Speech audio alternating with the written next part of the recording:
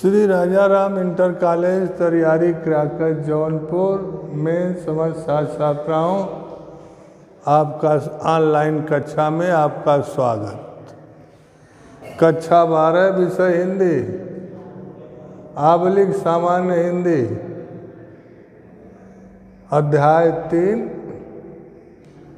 अयोध्या सिंह उपाध्याय हरिऔध, शीर्षक पवन दूतिका। शीर्षक पवन दूतिका में हम आपको पद्यांश नंबर 18, 19, 20, 18 को पढ़ाने जा रहे हैं। आप लोग ध्यान से देखिए। अध्याय 3 अयोध्या सिंह उपाध्याय हरिऔध, शीर्षक पवन दूतिका। पद्यांश नंबर 18। कोई प्यारा कुसुम कुमला गेह में जो पड़ा हो, तो प्यारे के चरण पर ला डाल देना उसी को। यो देना ये पवन बतला फूल सी एक बाला। मलाना हो कमल पग को चूमना चाहती है। कोई प्यारा कुसुम कुमला गेह में जो पड़ा हो, कोई प्यारा कुसुम कुमला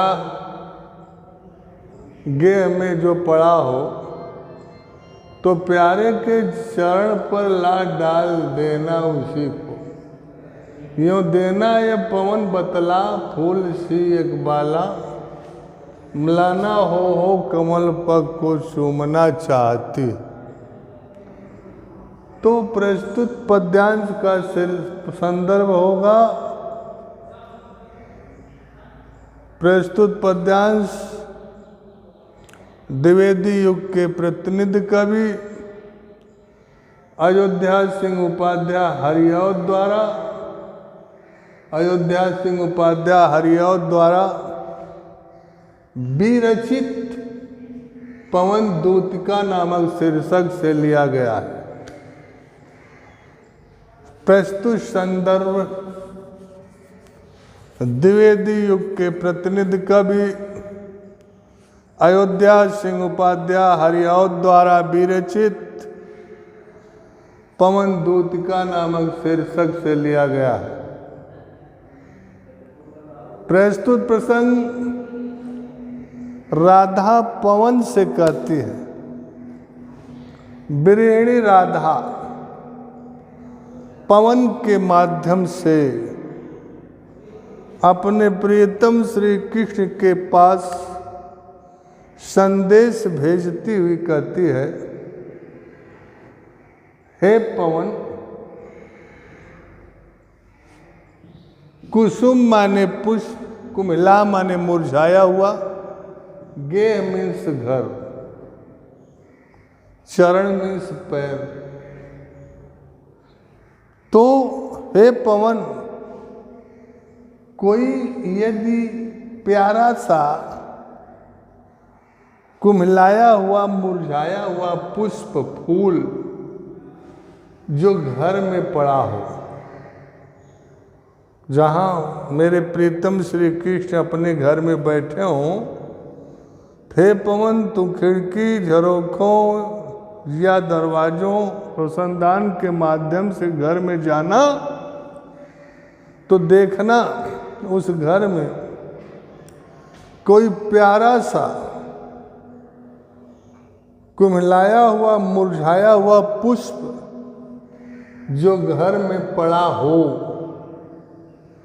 तो तू उसी को उड़ाकर प्रीतम श्री कृष्ण के चरणों पर लाकर डाल देना, गिरा देना।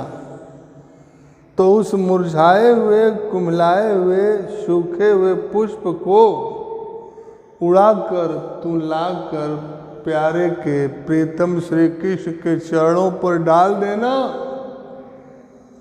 और यों देना ये पवन बतला।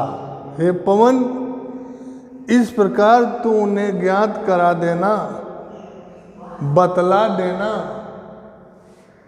कि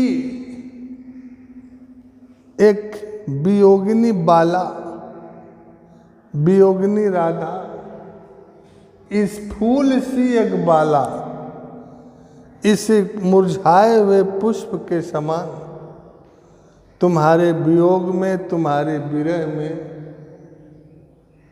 सूखती रही है, मुरझा सी रही है, कुम्हला सी रही है। म्लाना होकर, कुम्हला कर, मुरझा कर, सूख कर, हे पवन उन्हें ज्ञात करा देना, बतला देना, किसी फूल के समान एक बाला, एक विरहिणी राधा अत्यंत म्लाना हो, अत्यंत दुखी होकर तुम्हारे कमल पग को, कमलवत चरणों को चूमना चाहती है। इसी मुरझाए हुए पुष्प के समान, सूखे हुए पुष्प के समान तुम्हारी विरहिणी बाला राधा अत्यंत म्लाना होकर, दुखी होकर तुम्हारे कमल पग को, तुम्हारे कमलवत चरणों को चूमना चाहती है। पुनः देख लीजिए प्रस्तुत पद्यांश 18 पवन दूत का शीर्षक, कोई प्यारा कुसुम कुमिला गेह में जो पड़ा हो। राधा पवन से कहती है, पवन उस घर में जाओ, देखो कोई प्यारा सा कुमलाया हुआ, मुरझाया हुआ पुष्प जो पड़ा हो, तो तू उसे उड़ाकर लाकर प्रीतम श्री कृष्ण के चरणों पर डाल देना, गिरा देना और उन्हें इस प्रकार से ज्ञात बतला देना, ज्ञात करा देना। इसी मुरझाए हुए पुष्प के समान तुम्हारी विरहिणी बाला राधा अत्यंत दुखी होकर, मलाना मीन दुखी होकर तुम्हारे कमलवत चरणों को चूमना चाहती है, तुम्हारे कमलवत चरणों को चूमना चाहती है। इसका काव्य सौंदर्य होगा, राधा संकेतों के माध्यम से, इसका पहला काव्य सौंदर्य राधा संकेतों के माध्यम से श्री कृष्ण के पास संदेश पहुंचाने का उपक्रम करती है। अत्यंत दुखी होकर श्री कृष्ण के पास संदेश पहुंचाने का उपक्रम करती है।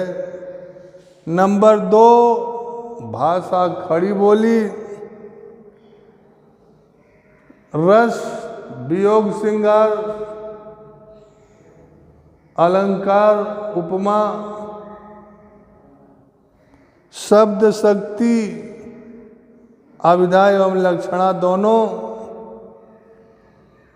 गुण प्रसाद गुण, छंद मद्दा कांता, गुण प्रसाद गुण, छंद मद्दा कांता।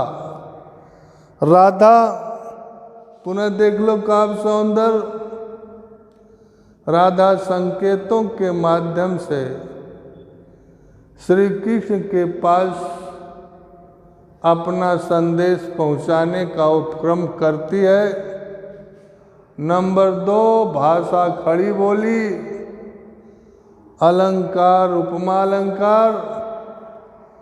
नंबर 3, रस वियोग श्रृंगार।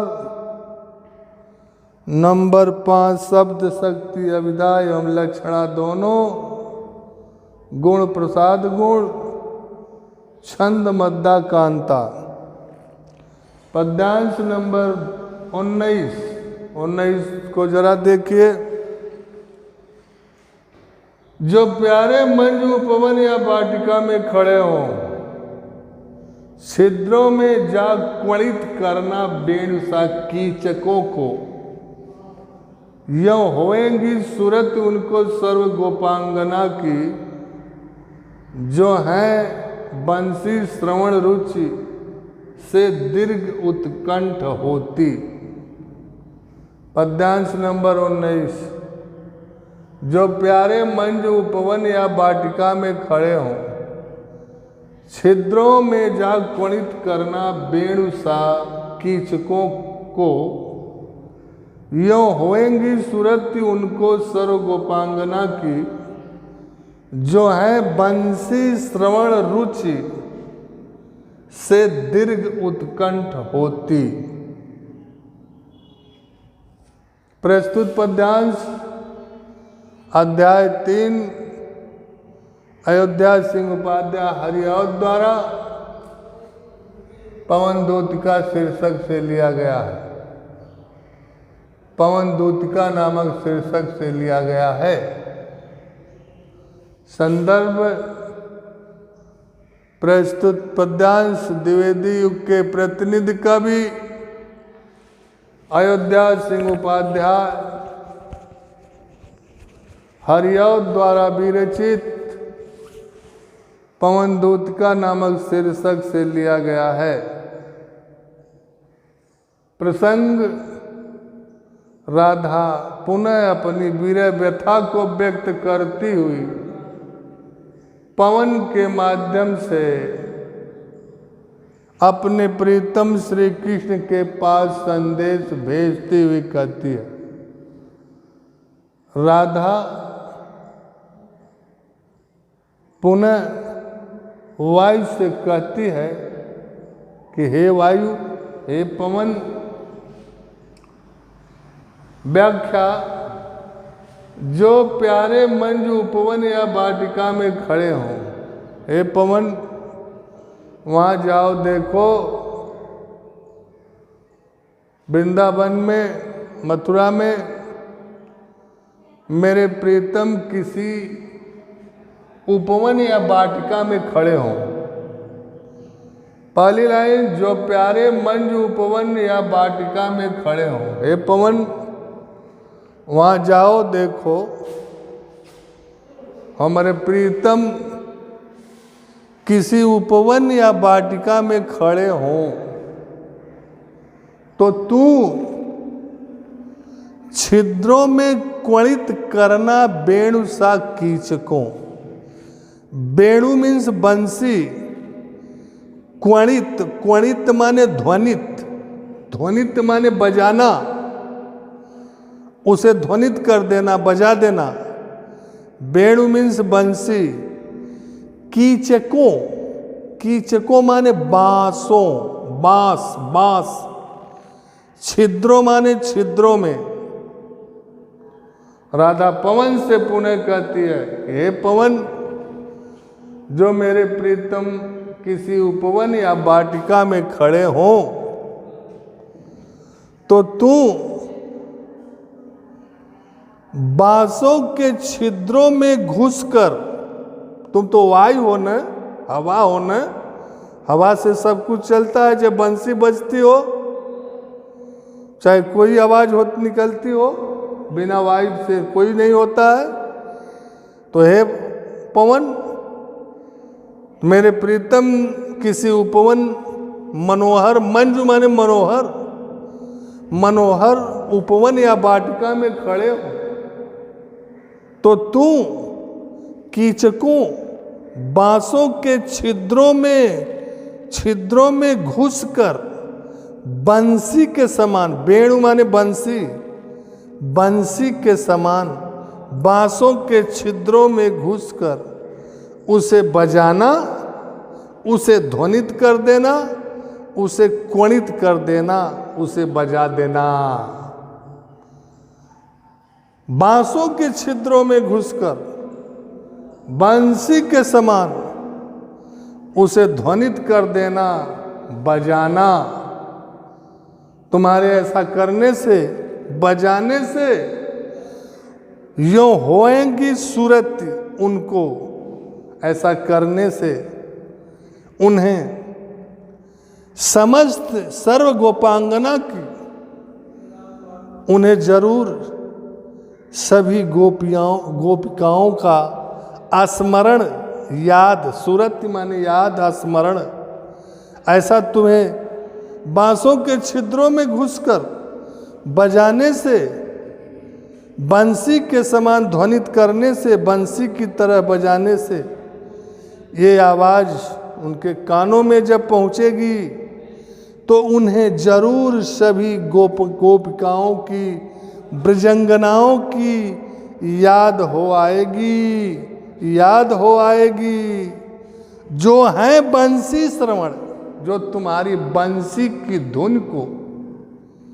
जो है बंसी श्रवण, श्रवण माने सुनना, रुचि माने अत्यंत उत्कंठित होकर, इंटरेस्टिंग होकर, रुचि होकर, दीर्घ माने बहुत दिनों से उत्कंठित है, लालायित है, जो तुम्हारे बंसी की ध्वनि को सुनने के लिए, बंसी की मधुर स्वर को, बंसी की मधुर स्वर को सुनने के लिए अत्यंत इंटरेस्टी होकर, अत्यंत रुचिपूर्वक बहुत दिनों से लालायित हैं, बहुत दिनों से लालायित हैं।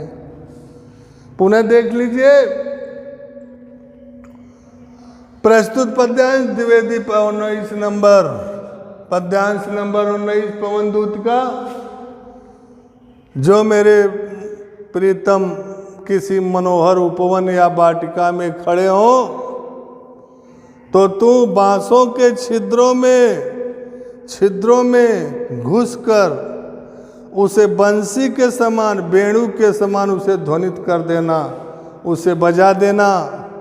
तुम्हारे ऐसा करने से, उनकी आवाज़ को सुनने से, उनके मधुर बंसी के ध्वनि को सुनने से सभी गोपिकाओं की याद आ जाएगी, जो बहुत दिनों से तुम्हारी बंसी की ध्वनि को सुनने के लिए अत्यंत लालायित, दीर्घ समय से अत्यंत लालायित पड़ी हुई हैं, अत्यंत लालायित हैं, अत्यंत उत्कंठित हैं। राधा पुनः संकेतों के काव्य सौंदर्य, संकेतों के माध्यम से श्री कृष्ण के पास संदेश पहुंचाने का उपक्रम करती है। भाषा खड़ी बोली, अलंकार उपमा अलंकार, रस वियोग श्रृंगार, छंद मद्दा कांता, गुण प्रसाद गुण, शब्द शक्ति अभिधा, लक्षण अभिधा एवं लक्षण। अब आइए देखिए पद्यांश नंबर 20, पद्यांश नंबर 20, अध्याय 3 अयोध्या सिंह उपाध्याय हरियावत द्वारा पवन दूत का नामक शीर्षक से लिया गया है। प्रस्तुत प्रसंग में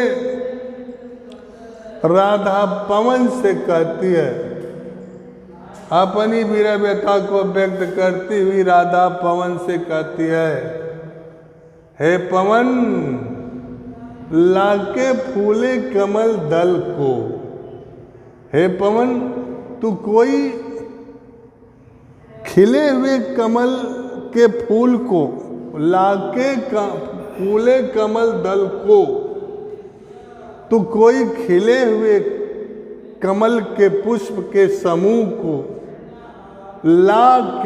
लाकर श्याम के सामने ही, प्रीतम श्री कृष्ण के सामने ही, कृष्ण के सामने ही, श्याम के सामने, हे पवन तू कोई खिले हुए कमल के पुष्प को उड़ाकर लाना और प्रीतम श्री कृष्ण के चरणों के सामने लाकर डाल देना, गिरा देना और थोड़ा थोड़ा करके विपुल अधिक जल में, और उस पुष्प को थोड़ा थोड़ा करके अधिक जल में, अत्यंत व्यग्र होकर, व्याकुलता के साथ, व्यग्र माने व्याकुल, उसे थोड़ा थोड़ा जल में अत्यंत व्यग्र होकर थोड़ा थोड़ा करके उनके आंखों के सामने उसे जल में डुबोना, थोड़ा थोड़ा करके विपुल अधिक जल में उसे अत्यंत व्याकुलता के साथ डुबोना, यों देना ये भगिनी, भगिनी माने बहिन, इस प्रकार यों यह बहिनी उन्हें बतला देना, जतला देना कि अभोज नेत्रा, कि अभोज नेत्रा कमल के समान नेत्रों वाली, इसी फूल कमल दल के समान, पुष्प के समान, और उन्हें यह बहिनी बतला देना, जतला देना कि इसी कमल पुष्प के समान, अभोज नेत्रा कमल के समान नेत्रों वाली बिरहिणी राधा आंखों को विरह बिथुरा, विरह बिथुरा तुम्हारे विरह में व्याकुल बिरहिणी राधा अपने आंखों को वारी में जल में डुबोती रहती है, जल में बोरती रहती है, जल में डुबोती रहती है। तुम्हारे विरह में व्याकुल, विरह में बिथुरा राधा अपने आंखों को वारी में जल में इसी पुष्प के समान डुबोती रहती है। लाके फूले कमल दल को श्याम के सामने, हे पवन तू एक खिले हुए कमल पुष्प के समूह को लाकर श्री कृष्ण के सामने ही थोड़ा थोड़ा करके अधिक जल में अत्यंत व्यग्र होकर व्याकुलता के साथ उसे डुबोना, यों देना यह भगनी, और उन्हें ये इस प्रकार ज्ञात करा देना, बतला देना कि इसी कमल के समान नेत्रों वाली तुम्हारी बिरहिणी, विरह में बिथुरा बिरहिणी राधा अपने आंखों को वारी में जल में डुबोती रहती है। काव्य सौंदर्य देख लीजिए, राधा संकेतों के माध्यम से प्रीतम श्री कृष्ण के पास संदेश भेजने का उपक्रम करती है। नंबर 2 भाषा खड़ी बोली, अलंकार उपमा अलंकार, रस वियोग श्रृंगार, छंद मद्रा कांता, शब्द शक्ति अभिधा एवं लक्षणा, शब्द शक्ति अभिधा एवं लक्षणा, गुण प्रसाद गुण।